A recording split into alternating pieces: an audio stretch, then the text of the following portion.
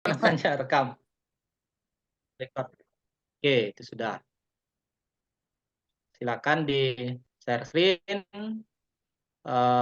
waktu 15 menit untuk ininya, apa namanya, praktek mengajarnya. Terus Mhm. kalau ada video silakan ditayangkan juga, kurang lebih 15 menit waktunya. Baik, Bu Norma, waktu dan ruang kami persilakan untuk dipergunakan. Oke, semua Pak. Om Swastiastu. Selamat pagi anak-anak. Nah, semoga sekarang dalam keadaan baik-baik saja. Bagaimana kabar hari ini anak-anak? Nah, Ibu ucapkan supaya anak-anak dalam keadaan sehat dan baik. Nah, sebelum pelajaran dimulai, mari kita berdoa terlebih dahulu. Untuk ketua kelas, silahkan pimpin doanya. Panganjali. Om Prano Dewi Saraswati Wajibir Wajiniwati Dinam Awiyawantu. Ya, terima kasih. Nah, sebelum mulai, Ibu akan mengabsen terlebih dahulu. Nah, siapa yang tidak hadir hari ini, silahkan. Eh, ya, semua hadir. Terima kasih. Nah, sebelum pelajaran dimulai, Ibu mau bertanya kepada anak-anak, siapakah yang menciptakan alam semesta beserta isinya? Ya, bagus. Yang kedua, apakah apa sajakah ciptaan Sang Widi yang kalian ketahui? Ya, nah sekarang Ibu akan memulai dengan tujuan pembelajaran terlebih dahulu. Sebelum pembelajaran dimulai, mari kita menerapkan yaitu memahami dan menjelaskan pengertian Trimurti. Yang kedua, memahami dan menyebutkan bagian-bagian Trimurti. Yang ketiga, menjelaskan fungsi Trimurti. Nah, lanjut. Sebelum dimulai, Ibu menayang slide PowerPoint. Kita ice breaking dulu. Ayo, berdiri semua anak-anak. Tepuk satu. Yes. Tepuk dua. Oke. Tepuk tiga. Siap konsentrasi. Tepuk empat. Konsen siap belajar. Nah, sekarang Ibu akan menayangkan slide PowerPoint dan memberi arahan dalam permasalahan yang akan dibahas dalam LKPD.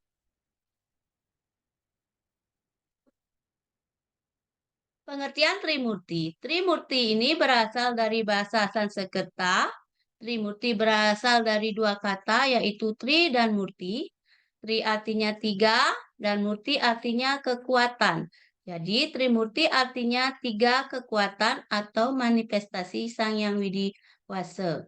Trimurti bertanggung jawab atas penciptaan, pemeliharaan, dan penghancuran atau pelebur alam semesta beserta isinya.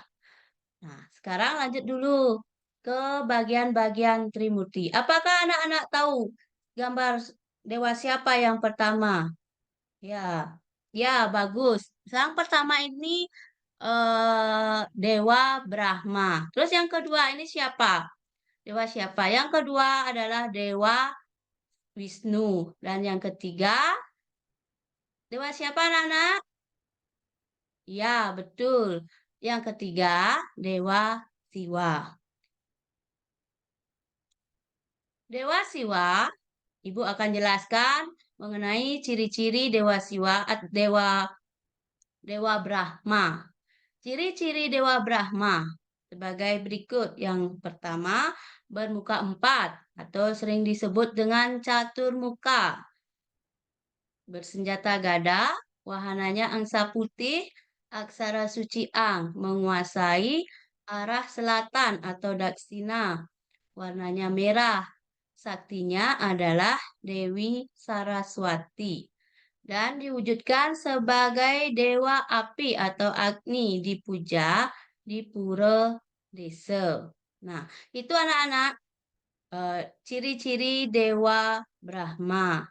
Nah, yang kedua, ciri-ciri dewa Wisnu sebagai berikut. Yang pertama itu bertugas sebagai pemelihara atau stiti, bersenjatakan cakra, wahananya burung Garuda, aksara suci Ung atau U, menguasai arah utara dan warnanya hitam. Saktinya Dewi Sri, Dewi Laksmi. Diwujudkan sebagai dewa air. Dipuja di Pura Puseh. Yang terakhir dewa siapa anak-anak? Iya, betul, Dewa Siwa. Nah, Dewa Siwa ini mempunyai ciri-ciri sebagai berikut. Bertugas sebagai pelebur atau pralino, bersenjatakan Padma Anglayang. Digambarkan memiliki 3 mata atau trinetra. Wahananya lembu andini, aksara suci mang, menguasai arah tengah atau madya. Warnanya panca warna atau berumbun. Saktinya Dewi Uma, Dewi Durga, dan Dewi Parwati. Diwujudkan sebagai dewa angin dan dipuja di pura dalam. Nah, kalau warna panca warna itu berumbun. Warna apa saja anak-anak? Berumbun itu warna apa? Ada merah, lagi hitam, putih, sama kuning. Betul. Nah, sekarang Ibu lanjut ke fungsi Trimurti. Fungsi Trimurti ada 3. Yang pertama, yang Widi sebagai pencipta. Siapa yang Widi sebagai pencipta dalam alam semesta ini? Ibu mau tanya, siapa yang Widi sebagai pencipta? Ya, betul. Yang Widi sebagai pencipta itu adalah Brahma. Nah, yang kedua, yang Widiwasa sebagai pemelihara. Siapa yang Widiwasa itu sebagai pemelihara? Yang Widiwasa sebagai pemelihara itu adalah Dewa Wisnu. Ya, betul. Terus yang ketiga, yang Widiwasa sebagai pelebur. Ya, Dewa siapa sebagai pelebur? Yang Widiwasa sebagai pelebur adalah Dewa Siwa. Nah, sampai di situ dulu pemaparan materi Ibu. Apakah anak-anak sudah paham? Nah, sebelum lanjut kita ke pembentukan kelompok, Ibu mau tanya sedikit. Eh, apa akibatnya jika alam semesta ini tidak dijaga oleh manusia? Nah, nanti itu dipaparkan di dalam LKPD. Ya,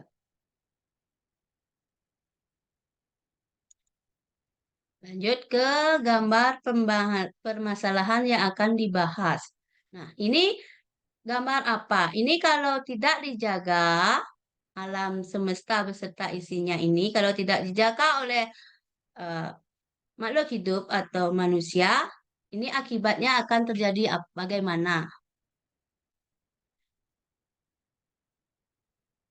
Tahap kedua, Ibu akan membagi kelompok menjadi 4 kelompok.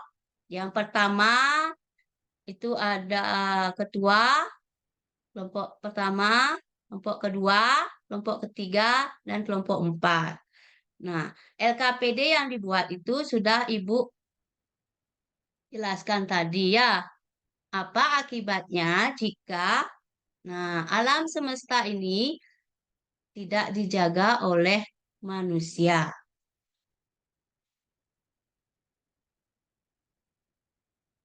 Silakan anak-anak membagi kelompok. Kalau sudah, Ibu akan membagikan kertas LKPD.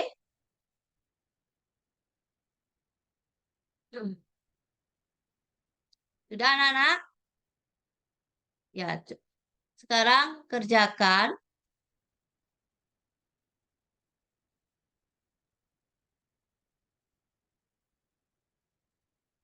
Kerjakan dengan teliti dan sebaik-baiknya. Nanti akan anak-anak presentasikan ke depan kelas.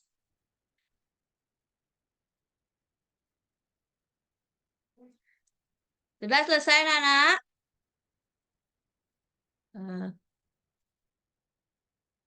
Ya, kalau sudah, silakan kelompok 1 kerjakan presentasi ke depan. Apa akibatnya jika alam semesta ini tidak dijaga oleh manusia? Ya, untuk kelompok 1 sudah bagus presentasinya. Terima kasih untuk kelompok 1. Terus yang kedua, kelompok 2, silakan.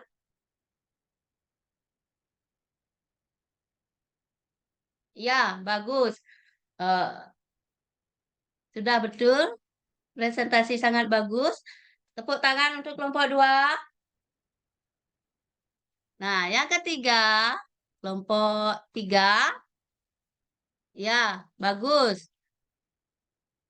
Jawabannya sudah bagus. Yang terakhir, tuh, kelompok 4. Kelompok 4, silakan. Ya, bagus. Nah, sekarang anak-anak semua sudah memaparkan presentasinya ke depan kelas. Sekarang mari kita ice breaking lagi, biar semangat. Tepuk semangat. Semangat. Semangat. Nah, bagaimana tadi anak-anak? Sudahkah gini? Sudah paham? Ya. Nah, sebelum Ibu mengakhiri, ada anak-anak yang mau bertanya lagi tentang materi yang telah Ibu sajikan tadi? Tidak. Kalau tidak, nah Ibu akan menyimpulkan materi yang Ibu jelaskan tadi. Nah, coba anak Wira silakan menyimpulkan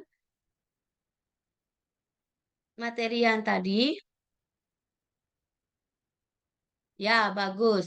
Nah, kesimpulan yang pemateri yang tadi itu Trimurti adalah 3 kekuatan atau manifestasi Sang Hyang Widi.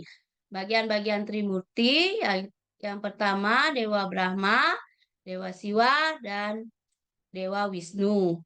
Terus fungsi Trimurti ada 3 sebagai pencipta, pemelihara, dan pelebur. Pembahasannya yang tadi tentang apa akibatnya jika alam semesta ini tidak dijaga oleh manusia. Nah, bumi ini akan hancur. Ya, terjadi bencana alam, tsunami, tanah longsor, itu karena ulah manusia. Nah, sebelum Ibu akhiri, Ibu akan mengasih tes evaluasi. Evaluasi ini bisa kerjakan dengan baik-baik selama 5 menit. Silakan anak-anak, Ibu akan membagikan ini. Kerjakan dengan baik-baik. Sudah selesai? Nah, sudah. Kalau sudah, Ibu akan periksa nanti. Sekarang kita refleksi. Bagaimana perasaan hari ini belajar tentang materi Trimurti? Apakah menyenangkan atau membosankan?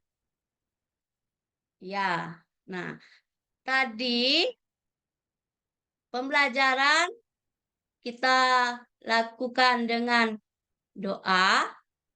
Nah, sekarang kita akhiri juga dengan doa.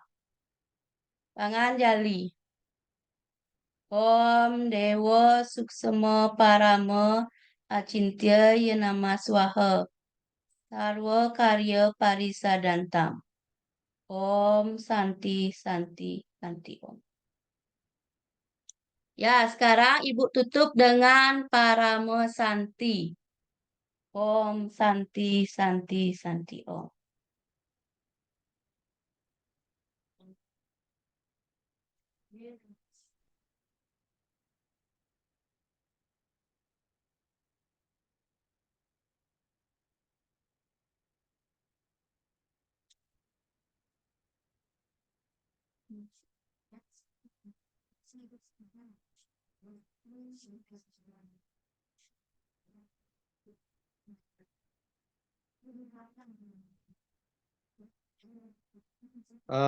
Baik, Bu Norma, gimana rasanya? Atau ada yang kurang dalam penyampaiannya tadi? Apa ya? Deg-degan, Pak. Ngapain deg-degan? Kira-kira ada yang kurang tidak penyampaiannya? Atau dari Eh, sintak-sintak yang sudah dibuat terkait Pak, dengan pembelajaran PBL-nya? kalau sintaknya sih, eh, saya rasa sudah sih, Pak. Tapi coba Bapak yang menilai gitu. Apanya yang Ini kan kurang? evaluasi diri sendiri dulu. Iya, ya ini yang kurangnya di apa namanya IT, Pak. Masih meraba-raba soal IT gitu. IT. Terus kalau kita Ya. pecah eh, modul ajarnya menjadi apa namanya kan ada kegiatan awal, Mm-mm. kegiatan inti dan akhir. Di awal Ya. kira-kira ada yang kurang tidak? Persepsinya eh, kan pematik sudah tadi. Apa lagi? Apa? Doa sudah, nanya kabar sudah. Eh, Apa yang kurang? Ini cuma apa ya? Aduh, bingung dah Pak. Apalagi kira-kira kurang? Hmm, Asesmen awal sudah. Asesmen awal itu kan pematiknya itu Pak. Nah, dari pemantik itu kira-kira Ibu tahu tidak yang sudah belajar dan yang belum belajar? Ya, kalau yang sudah belajar dia bisa menjawab pertanyaan dari yang Pak. Kalau yang belum, pasti dia diam gitu. Jadinya Nah, tahu gitu. contoh berapa orang yang angkat tangan apakah pasti bisa atau tidak? Misalnya ada 20 Kalau anak. Ibu kasih ya, pertanyaan pertama. Yang angkat mm-mm, tangan 15 anak. Apakah sudah mm. benar 15 itu memahami dari atau mampu menjawab pertanyaan itu dengan benar? Kemungkinan bisa benar, kemungkinan tidak Pak. Tuh, Makanya yang tadi asesmen awal yang kurang. Asesmen awal kan bisa dilakukan dengan cara membagikan lembar bar kerja, kerja. kemudian anak itu jawab menyilang di lembar pekerjaan tersebut, terus ditukar lembar kerja itu dengan teman sebangku, langsung kita periksa. Kan bisa dicek, nomor satu Ya, berapa sih anak yang benar, nomor dua berapa sih, nomor tiga, dan seterusnya. Jadi hmm, nomor-nomor atau soal itu terkait dengan materi yang akan kita ajarkan. ya, Materi apa saja, misalnya Trimurti kan, apa hmm, yang dimaksud dengan kata tri dalam tri, Trimurti? A3, B2, C1, D4. Berapa hmm, yang menjawab benar? Ya ya, kan? Kemudian bagian-bagian Trimurti ada dewa apa saja? A. Brahma, Wisnu, Siwa. B. Siwa, Iswara, Maheswara. Dan seterusnya. Berapa orang yang benar terkait ya, dengan materi yang akan kita ajarkan. Dari situlah kita mampu melakukan evaluasi. Oh, siswa saya di bagian pertama perlu diulang atau dijelaskan dengan materi kuat. Nih. Itu kan fungsinya ketika kita melaksanakan asesmen di awal. Nah, nanti kaitannya adalah kita mampu membentuk kelompok dengan membedakan mana yang sudah belajar, mana yang sudah tahu sedikit, mana yang tidak belajar. Ya. Jadi kemampuannya pintar, sedang, dan kurang. Jadi dalam pengelompokan pembelajaran. Tadi Ibu ngelompokin siswa dengan cara apa? Dengan membagi ya mengacak, ada yang pintar, ada yang sedang dan yang tidak bisa begitu Pak. Nah, dari pintar, sedang, Diacak. dan tidak bisa itu kita ambil dari mana? Itu pertanyaan saya. Kalau Eh, tidak dilakukan asesmen tadi. mm, ya kan tahu karakter siswanya Pak, itu Karakter siswa. maksudnya. Ya. Nah, misalnya karakter siswa Ibu sudah tahu, oh minggu Hmm, lalu ulangan nilainya dia 100. Apakah mm-mm. menjamin nilai sekarang dia dapat 100? Ya mungkin Pak, karena kan apa namanya, dia itu sudah Tia ingatkan untuk belajar sebelum pelajaran dimulai kan gitu, gitu. Bisa saja kan anak yang kemarin dapat 100 sekarang dapat 50? Bisa sih, Bisa bisa kan? sih, bisa. Jadi tetap kita lakukan asesmen tidak berpatokan pada hasil evaluasi terakhir. Karena di Ya. setiap pembelajaran sendiri, di awal kita Mm, lakukan asesmen, di akhir kita lakukan evaluasi, nilainya iya. berapa. Kan Mm-mm. seperti itu, ada peningkatan tidak dari awal. Karena soal yang akan kita berikan itu kan soal yang beririsan atau soal yang hampir mirip sama dengan melakukan asesmen awal. Mm-mm. Jadi kan itu Kalau bisa kita. kalau asesmen awal itu kita ngasih soalnya apa namanya Pak, materi yang kita ajarkan gitu Pak. Materi yang akan kita ajarkan sekarang. Oh, Kayak kita ikut post-test, kayak kita ikut satu kegiatan pasti pretest, ada pre-test dan pretest. post-test. Ya. Tuh. Jadi kan kita tahu sejauh mana. Nanti setelah kita ajarkan bisa tidak dia menjawab. Berarti ada peningkatan atau tidak. Kalau Mm. anak itu tidak ada peningkatan berarti ada masalah dengan gurunya dalam mengajar. Bukan Iya. masalahnya pada murid. Murid, Dan iya, sekarang kan iya. murid sebagai aktor center atau student center berpusat pada siswa, siswa harus belajar dan lain sebagainya. Kalau siswa salah dalam belajar, berarti yang mengarahkan yang salah, gurunya. Ya, Ya. jadi kita evaluasi diri kita, maka evaluasilah diri kita, kemudian strategi yang kita gunakan dalam mengajar apakah sudah benar atau belum. Anak yang Mm. belum mampu menjawab pretest dengan bagus, kita bimbing dia, maka ada pembelajaran secara berdiferensiasi, Kasih. membedakan atas kemampuan. Jadi anak yang kurang kita berikan ilmu lebih banyak, anak yang sudah pintar kita hanya memberikan dia soal-soal, kita berikan penguatan sedikit, kita rasa dia sudah mampu mengejar itu. Anak yang kurang perlu bimbingan yang lebih banyak. Jadi di inti pembelajaran kan bisa itu yang Ibu lakukan. Kemudian di akhir ada refleksi yang dilakukan oleh siswa dan guru.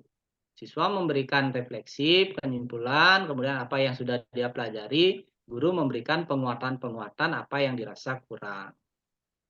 Terus ada evaluasi kan tadi, hasil evaluasi, hasilnya itu kita gunakan sebagai bahan di awal pertemuan minggu depan. Jadi kalau ada yang kurang rasanya kita berikan penguatan-penguatan kembali dari materi yang kurang di pertemuan awal tadi. Pertemuan yang kemarin minggu lalunya. Itu jadinya terus.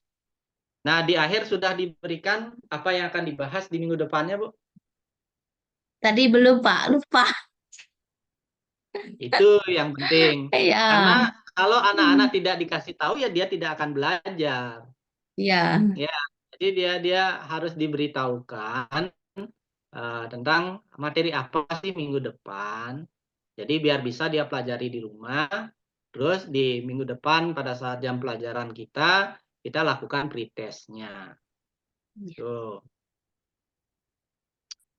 Terus yang kurang lagi tidak terlihat Ibu melakukan integrasi. Integrasi antara materi dengan pembelajaran moderasi beragama. Itu belum terlihat tadi. Ya. Jadi itu perlu ditingkatkan lagi. Nah, sedikit bertanya tentang pembuatan modul misalnya. Apa sih poin-poin utama yang harus ada di dalam sebuah modul, Bu Norma? Poin-poinnya identitas modul, Yeah. kompetensi awal, profil pelajar Pancasila, sarana dan prasarana, target peserta didik, model pembelajaran, tujuan pembelajaran, rencana asesmen awal dan akhir pembelajaran, langkah pembelajaran, dan terakhir media pembelajaran. Oke. Jadi Ibu sudah bisa memberikan itu, apakah di modul Ibu sudah tertuang itu semua?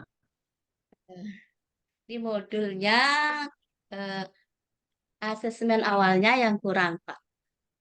Asesmen awal kurang. Ya, Kemudian sudah ada yang namanya glosarium, Ibu? glosarium kalau di modul sudah. Sudah. Daftar pustaka? Ya, daftar pustaka sudah. Oke. Jadi yang kurang asesmen awalnya yang kurang. Ya, Terus di LKPD sudah dilengkapi di modul dengan penilaian-penilaian. di modul sudah, Pak. Sudah. Oke. Terus untuk P5, apa yang Ibu buat di sekolah untuk Kalau program P5? P5 gaya hidup berkelanjutan. Gaya hidup berkelanjutan, mengambil tema Ya, gaya hidup berkelanjutan. Terus kegiatannya apa? mm. Kegiatannya mengkampanyekan gerakan bebas sampah plastik. Terus kampanye itu aksi nyatanya apa? Aksinya membuat poster, Pak. Membuat poster aja. Ya, Jadi tidak ada sampah plastik, memungut sampah plastik, kemudian mengolah sampah plastik, tidak ada. tidak ada mengolah karena kalau sampai di sana kayaknya belum gini, Pak. Baru sampai dibuat poster saja. Buat poster saja. Ya, Jadi sudah hampir selesai dong kegiatannya. sementara belum, Pak. Sampai semester ini belum selesai. Baru sampai tahap apa, Bu? Baru saya mau ngajak anak-anak itu dah memungut bagaimana caranya memilah sampah yang disebut disebut organik dan sama anorganik itu saja, Pak. Organik, anorganik. Oke. Terus PTK-nya ngambil judulnya apa, Bu? PTK penerapan model pembelajaran aktif tipe small group untuk meningkatkan hasil belajar agama Hindu siswa kelas 3 SD Negeri 4 Babahan semester 1 tahun pelajaran 2024-2025. Kenapa ngambil small group-nya? Apa masalah yang Nah, terjadi di sana? masalahnya karena supaya mendorong siswa lebih aktif, Pak. Karena dulu kan sempat guru yang menjelaskan jadi sangat monoton itu aja jadi apa namanya anak-anak menjadi bosan. Terus saya mengangkat judul ini karena biar siswanya menjadi lebih aktif bagaimana caranya gitu, Pak. Terus berapa rumusan masalah yang Ibu buat? Rumusan masalah cuma ada satu. Satu. Apa itu, Bu? Eh, apakah penerapan model pembelajaran aktif Smart Group Work dapat meningkatkan hasil belajar agama Hindu pada peserta didik? Nah, penelitian ini yang mengkaji apakah metode tersebut dapat memberikan dampak positif terhadap pencapaian akademik siswa dalam mata pelajaran agama Hindu. Teori yang digunakan apa, Bu? Teori konstruktivisme. atau teori konstruktivistik. Berarti satu teori aja. Nah, Penelitiannya kualitatif atau kuantitatif, Bu? kuantitatif, Pak. Kuantitatif. Terus ininya sudah dibuat apa namanya kuesioner atau untuk pengambilan datanya sudah dibuat. Belum, Pak, baru sampai di tahap sampai di apa namanya bab 3, belum nyampe ke kuesionernya.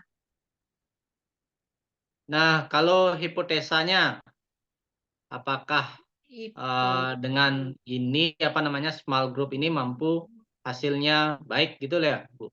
ya, iya, Pak. Di kelas berapa mau Di dilaksanakan? kelas 3, di kelas 3, Pak. Kelas 3. Kenapa di kelas 3, Bu? Karena kemungkinan yang mengajar di kelas bawah, Pak, kan yang lebih tahu tentang keadaan dan bagaimana siswa itu, Pak. Ngajar di kelas bawah saja. Berarti Ya, 1, 2, 3 aja diajar. ya, Pak. Kalau 4, 5, 6-nya ada Di guru sini kan lain. dua guru agama, Pak. Oke. Yang guru kelas 4, 5, 6 sudah tersertifikasi. Sudah, Pak. Nanti nyari 24 jamnya gimana caranya, Bu? Ini bagi apa namanya untuk jam tambahan, Pak. Untuk Tambahan di? Darmogite di sekolah Darmogite gitu. Oh, berarti di ekstra ya? Ya, ya, Pak. Berarti Ibu ngajar dan Megita juga? Darmogite enggak, tiang yoga, Pak. Yoga, Yoga dan sarana upacara. sarana upacara. Ya, Kenapa tidak di Dharma Gita, Bu? enggak bisa, Pak. Tidak Enggak bisa bisa. menembak. Kalau mengajar, menyampaikan pembelajaran itu, apakah pernah mengaitkan dengan sloka-sloka yang ada di dalam kitab-kitab suci? Kalau sloka belum, Pak. Belum, Pak. Kenapa belum, Bu? Karena yang belum jujur saya belum ini tentang sloka, Pak. Belum sangat familiar dengan sloka.